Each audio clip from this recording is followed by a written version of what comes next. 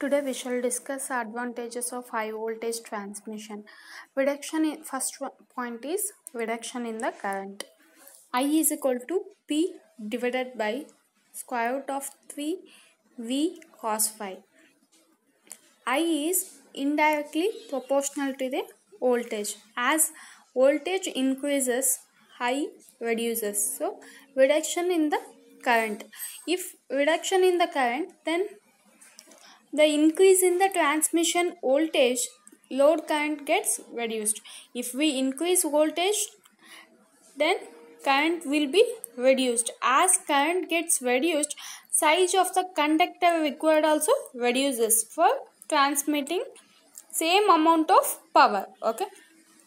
Second is reduction in the losses. How reduction in the losses? As we increase the voltage, it is indirectly proportional. So if we increase the voltage level, then the losses will be reduced. You can see there it is inversely proportional to square of transmission voltage. Greater the transmission voltage, lesser is the loss in the line. Next, reduction in the volume of conductor material required. Omega is equal to P square R divided by V square cos square phi. It is also indirectly proportional. As it is indirectly proportional, as voltage increases, the volume of conductor material required also reduces. You can see that with increase in the transmission voltage, volume of conductor material reduces. Volume is equal to 3P square rho L square divided by omega V square cos square phi. Okay, that is the equation for volume. Volume of conductor material required. Next, decrease in voltage drop and improvement of voltage regulation. How?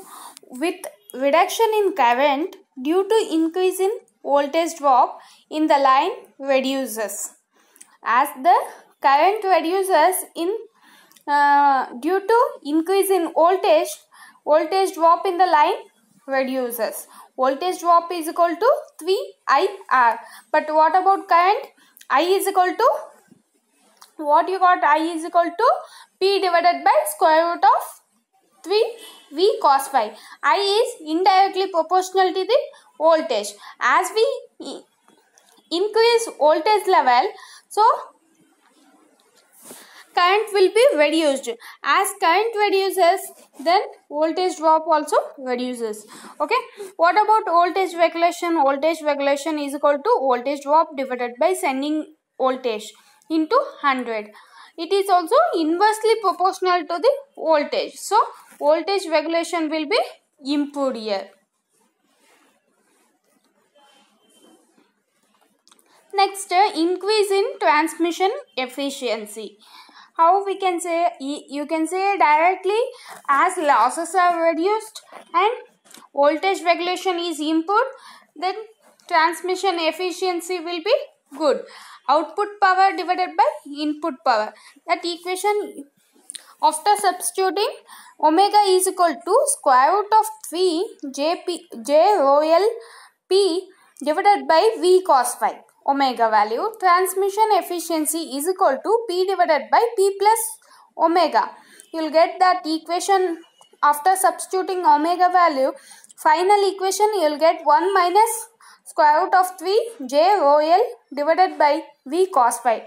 That means the transmission efficiency increases when line voltage is increased.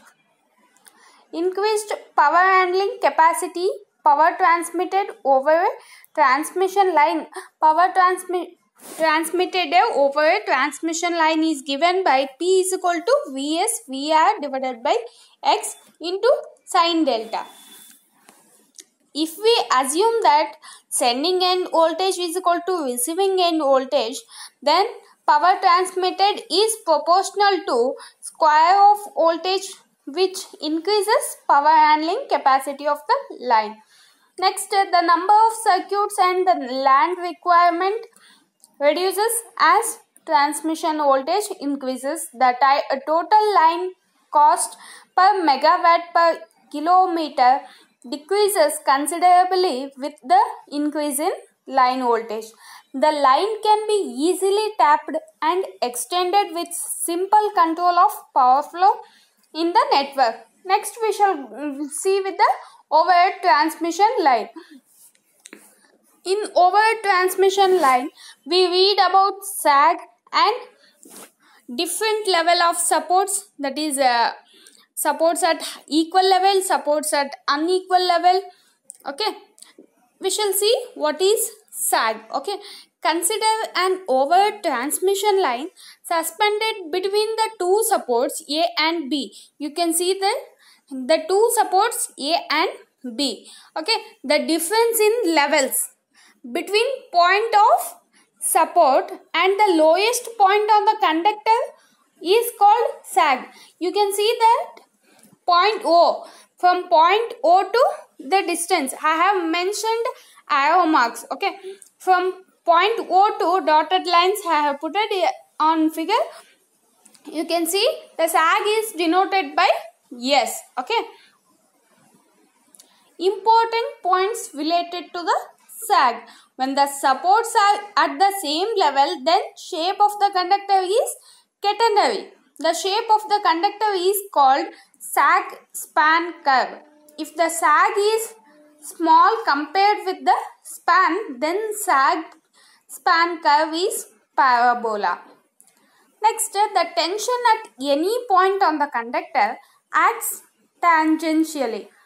This is shown in the figure 3. You can see that I have mentioned tangentially as T, tension T. Okay. The tension T has two components, that is one acting horizontally, one acting vertically. The tangent direction at point O is horizontally, thus the tension at point O acts as horizontally. I have mentioned horizontally as H. Okay. The horizontally component of the tension is constant throughout the length of the wire. Thus, horizontal component of tension is H at point O, which is constant throughout the length of the wire.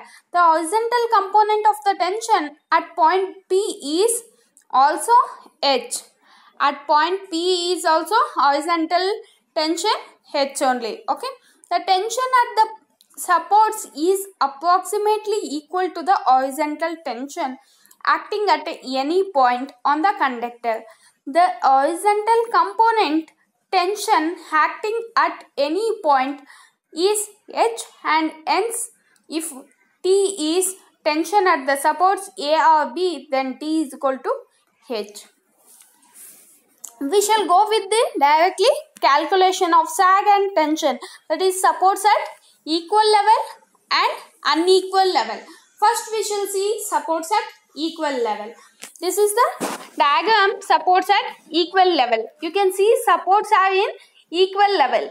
Consider a conductor supported by the supports, that is A and B, which are located at same level. This is shown in the figure. I have shown in the figure supports at equal level, figure 4. Okay. The point O is the lowest point. You can see in the figure, the point O is the lowest point on the trajectory. That is, it can be proved that point O is at midspan. You can see, we can directly say that point O is it is at midspan, but we want to prove that. Okay. What about L? What is L? Length of span in meters. W is equal to weight per unit length of the conductor in kg per meter. T is equal to tension in the conductor in kg. Now we shall consider a point P on the conductor and let point O is origin. Okay. We are considering a point P as P on the conductor. You can take any point on the conductor. Okay. When that point, we will mark it as P. Okay. And let point O is origin. Hence the coordinates of point P are x comma y. Okay. The length of span L is large compared to sag. Hence the shape of the conductor takes the form of parabola.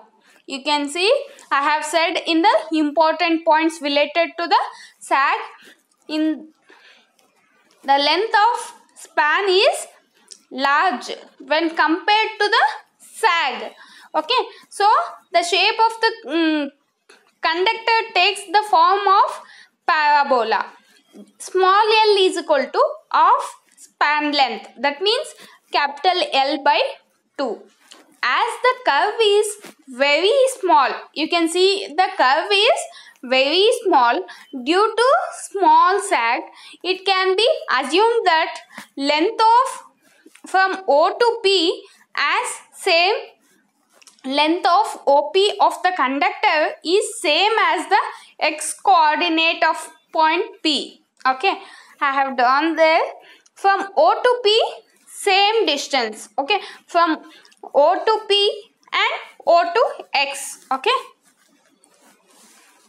Now that we can write it as length of OP is equal to X. Now there are two external forces acting on the portion of OP of the conductor. That is, one is tension T and another one is weight Wx, which acts at a distance of x by 2 from the point O. Okay. The tension T acts in horizontal direction at point O. Taking moments of these two forces, Wx is horizontally it is acting and tension T is vertical. Okay. Taking 2 points, 2 forces T into Y. Tension T and distance is Y is axis. Okay. Distance is Y. T into Y is equal to Wx, that is acting vertical force into distance is x by 2. Okay. After solving, y is equal to Wx square divided by 2t. That is the first equation. The equation shows that trajectory is parabolic in nature. If we see in mathematics, you will get the parabolic equation same what you have done here in the equation 1. Okay. At the supports A and B, the vertical distance y from the origin O indicates the sag S. A or B. You can take anything. Okay.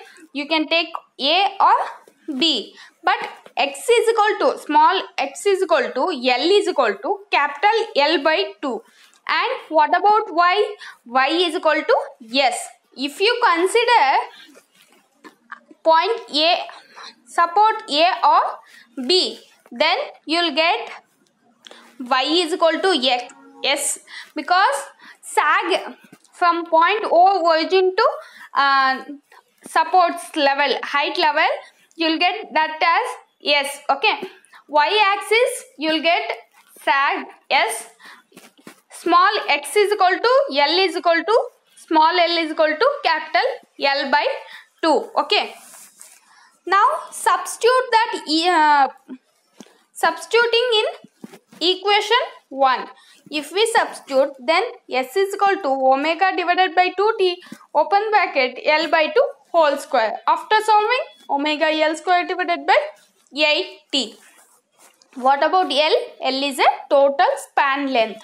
T is a tension in conductor. But what we want, the sag at any point P of the conductor is. Okay. But we want is the sag at any point P of the conductor. Okay. So S minus Y. If we solve S minus Y, we will get omega L square divided by 8t minus omega x square divided by 2t. If we solve that, sag at point P is equal to omega divided by 8t open bracket L square minus 4x square close bracket. That is what you will get. Next we shall see the supports at unequal level. You can see by seeing figure only we'll understand that supports are in unequal level. Okay. L is a total span length, H is a difference in levels. There in supports at equal level, H will be 0 because supports at equal level.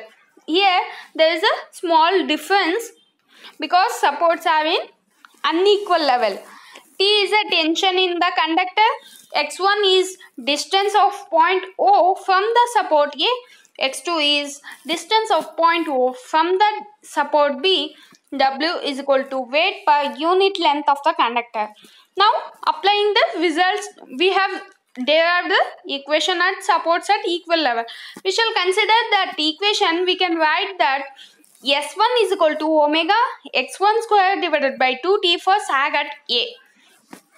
Say similarly for sag at B, S2 is equal to omega x2 square divided by 2t.